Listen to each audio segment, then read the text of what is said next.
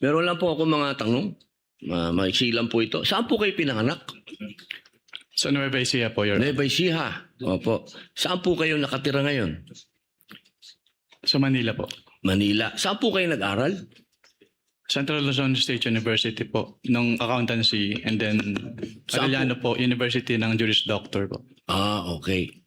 Saan po kayo nakaikot na sa bansa natin? Nakaikot na po ba kayo ng Mindanao, sa Bicol? Marami na po akong naikutan, hindi ko na po maalala lahat, Your Honor. Opo. Kayo po ba ay nakarating na sa BARM? Yes po, Your Honor. Opo. Saan po sa BARM? Sa Sulu? Sa Basilan? Maguindanao? Hindi niyo po matandaan? Hindi Mauubos ko po po yung oras ko. matandaan, Your Honor, kung saan. Bicol po. Nakaikot na po kayo sa Bicol? Yes po, Your Honor. Saan po sa Bicol? Sa Camarines Norte?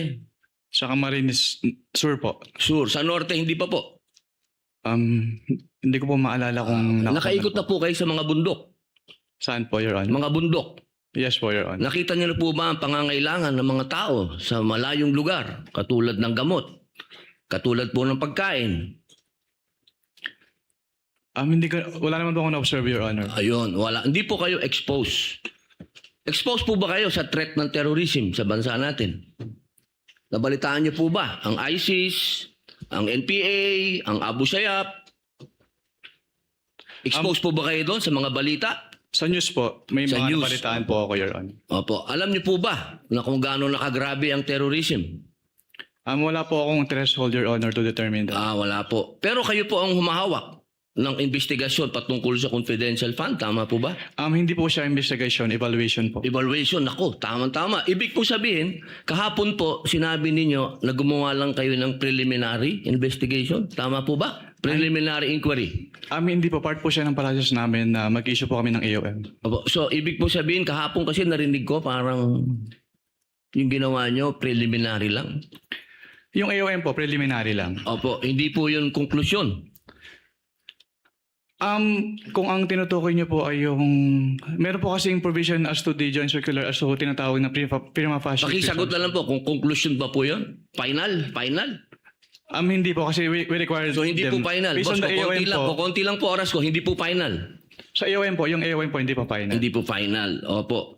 Kayo po ba ay naniniwala na ang mga confidential agent ay dapat magpakilala?